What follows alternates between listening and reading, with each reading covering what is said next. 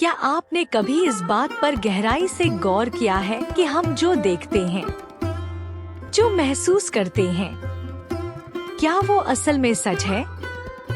या फिर हम किसी ऐसे खेल का हिस्सा हैं, जिसे हम आज तक समझ ही नहीं पाए?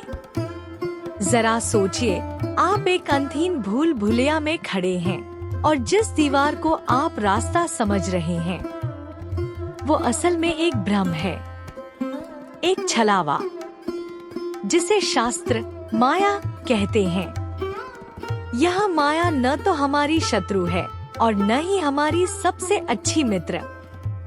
यह तो उस परम सत्ता का रचा हुआ वो खूबसूरत पर्दा है जो हमें खुद से और उस ईश्वर से दूर रखता है।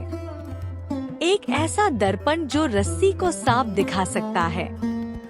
लेकिन क्या होगा अगर मैं आपसे कहूँ कि इसी माया के जटिल जाल में ही आपके मोक्ष की चाबी छिपी है? क्या होगा जब आपका अहंकार, आपकी पहचान और आपका हर एक विचार एक गहरे अनंत शून्य में विलीन हो जाएगा? क्या आप उस परम शांति का अनुभव करने के लिए तैयार हैं, जहाँ न कोई चेतना बचती है, न कोई रूप और न ही कोई नाम, बस एक पूर्ण सन्नाटा और बाल सुलभ मासूमियत? आइए आज एक ऐसी यात्रा पर चलते हैं जो सत्य और भ्रम के बीच के इस सबसे बड़े रहस्य को सुलझा देगी। गहराई से सांस लें और सत्य के इस पर्दे को उठने दें। प्रश्न 2। कोई साधक या आध्यात्मिक आकांक्षी इस सांसारिक जगत में माया या भ्रम की भूमिका और व्याप्ति को कैसे धारण और समझ सकता है? उत्तर: माया की कल्पना करना, इसे समझना और इसकी भूमिका की व्याख्या करना अपने आप में एक माया या भ्रम है। जटिलता अपने आप में विद्यमान है क्योंकि यह एक भ्रम है, यह माया है।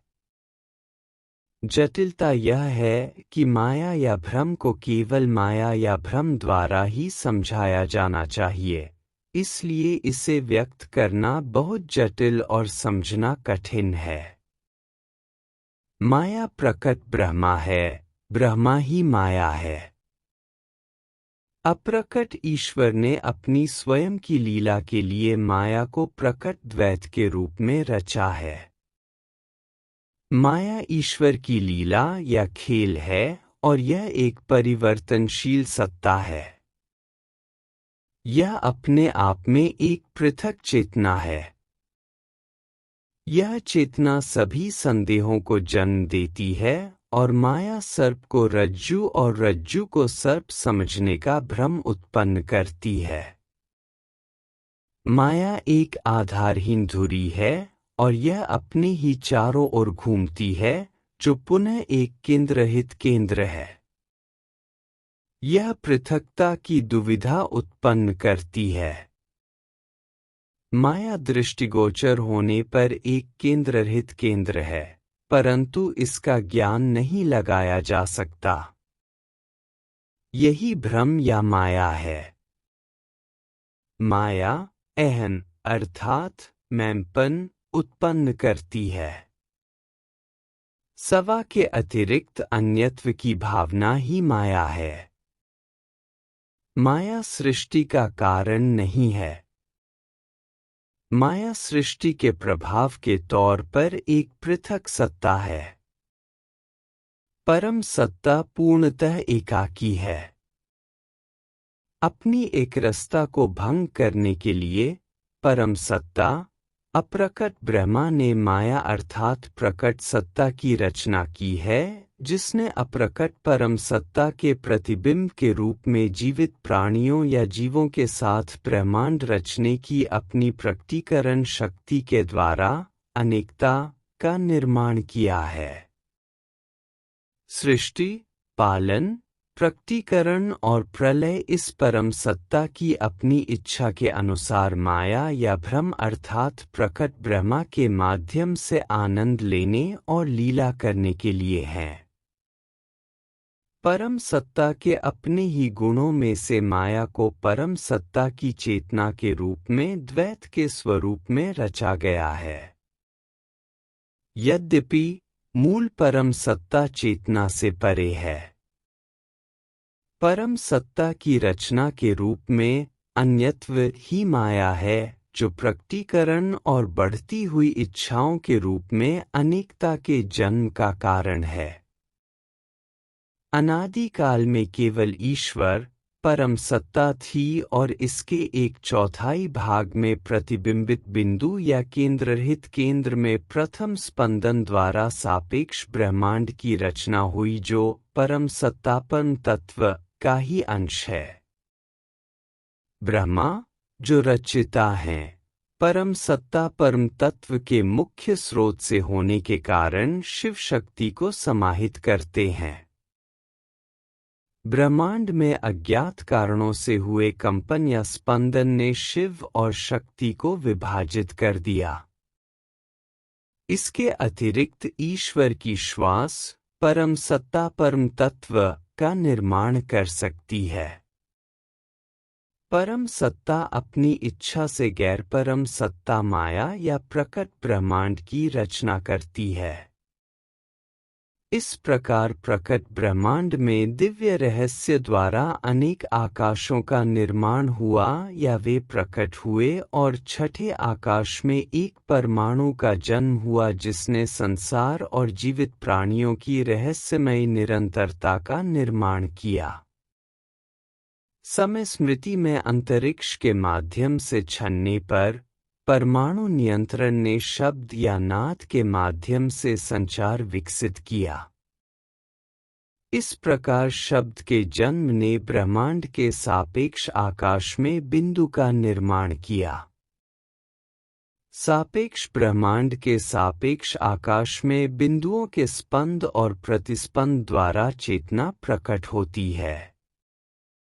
चेतना वह महाशक्ति है और परम ब्रह्मा का वह अंश है जो शक्ति में रूपांतरित हो गया, जो कि माया या नाम और रूप के साथ ब्रह्मा की प्रकट शक्ति है। अपनी चेतना के कारण यह एक ही समय में ब्रह्मा की चेतना से दूर है, क्योंकि यह द्वैतवादी है। यह ब्रह्मा के एक अंश के रूप में प्रकट हो रही है। माया में भी ब्रह्मा की रचनात्मक सर्वव्यापी शक्ति व्याप्त है। यद्यपि परम सत्ता की पराशक्ति अपनी मूल वास्तविकता को भूलकर सीमित और असीमित दोनों रूपों में ब्रह्मांड की देखभाल करती है। जब भी आवश्यक हो, यहाँ तक कि माया के हाथों में संकट के समय में भी। माया अनंत के महासागर में सीमित है, परंतु इस प्रकट संसार में यह अत्यंत शक्तिशाली है। माया परम सत्ता को भूलने वाली है। माया के प्रभाव में व्यक्ति स्वयं को पूर्ण शक्ति से युक्त अहंकारी मान लेता है और ईश्वर की कृपा की परवाह नहीं करता। केवल समाधि में ही सवा की चेतना वापस ले ली जाती है और माया पूर्णतः ब्रह्मा में विलीन हो जाती है। समाधि सदैव चेतनारहित होती है और यह ब्राह्मी स्थिति पूर्ण रूप से निवृत्त हो जाती है या अप्रकट ब्रह्मा के साथ पूरी तरह से विलीन हो जाती है और परम सत्ता का अंश बन जाती है। ज्ञान साधक के लिए सबसे बड़ा छल है। यह आध्यात्मिक आकांक्षी को कैवल्य की अवस्था में इस प्रकार ले जा सकता है, मानो वह स्वयं ही परम सत्ता का एकमात्र उपदेशक हो।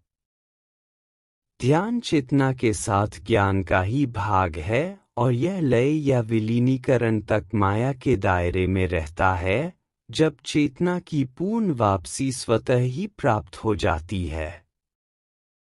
यह समाधि की अवस्था है, बिना किसी चेतना के विलीनीकरण। इस अवस्था में कोई माया या भ्रम विद्यमान नहीं रहता।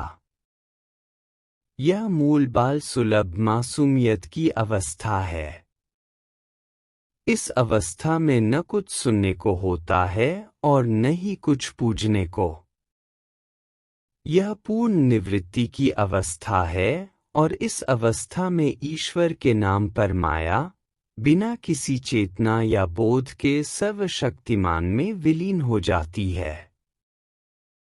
क्रिया, कर्म, सूक्ष्म चेतना, स्थूल अनुभूति आदि माया या भ्रम से संबंधित सब कुछ विलीनीकरण की इस लय अवस्था में परम सत्ता में विलीन हो जाता है। माया मनुष्यों की शत्रु नहीं है और न ही यह सबसे अच्छी मित्र है।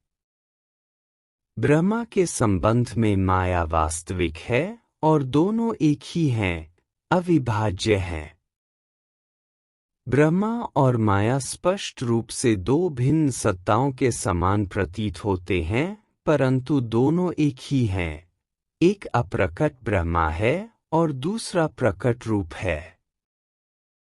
स्मृति वापस के लिए माया की एक चाल है। यह केवल साधक को आध्यात्मिक प्रगति से रोकने के लिए है।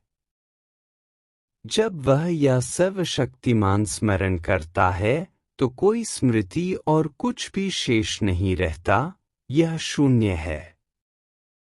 यह परम सत्ता की अप्रकट अवस्था है। माया पर शून्य परम सत्ता की अवस्था तक पहुंचने का मार्ग प्रदान करती है। माया की कृपा के बिना परम सत्ता की ओर ऊर्ध्वगामी मार्ग अपनाना व्यवहार्य नहीं है। हमें प्रार्थना करने और माया का सम्मान करने की आवश्यकता है। कोई भी मंत्र, यंत्र और तंत्र सहायक नहीं है यदि माया अपनी सूक्ष्म स्मृतियों, विद्या, अविद्या क्रिया या प्रतिक्रिया, कर्म आदि को वापस नहीं लेती। परम अर्थों में ये सभी माया के ही अंश है। चिंतन परामाया है। माया के माध्यम से ही व्यक्ति आरोहण कर सकता है और स्थित प्रज्ञ की अवस्था तक पहुंच सकता है, जो कि अविद्या या अज्ञान है। सभी प्रकार और किस्मों की वस्तुएं मूलतः माया का ही अंश हैं, परंतु मौन या परम शांति माया से निवृत्ति है। यह सबसे बड़ा आत्मज्ञान है। आत्मज्ञान में चेतना खो जाती है। आत्मज्ञान की अवस्था में कारण और प्रभाव अर्थहीन और उद्देश्यहीन हो जाते हैं। आत्मज्ञान की अवस्था में मन पूर्णतः रिक्त हो जाता है, तब चारों ओर केवल शून्य होता है। शून्य की अवस्था बिना किसी चेतना के पूर्ण मौन की अवस्था है। संक्षेप में, माया या भ्रम व्यवधानों का खेल खेलती है और जब कोई साधक ऊर्ध्वगामी यात्रा करने के लिए आध्यात्मिकता के मार्ग पर ऊपर जाने की तैयारी करता है, तो माया उसके लिए कुशल व्यवधान की कला का उपयोग करती है। मूलतः माया या भ्रम ईश्वर का आंतरिक व्यवधान है, जो परम सत्ता के साथ आत्मा के विलय के लिए ईश्वर द्वारा उत्पन्न किया गया प्रतिरोध है। ईश्वर या परम सत्ता के साथ रहने के लिए आध्यात्मिकता के उच्च मार्ग का अनुसरण करने हेतु इस व्यवधान को ईश्वर की कृपा से माया द्वारा और माया के माध्यम से ही नियंत्रित किया जाना चाहिए।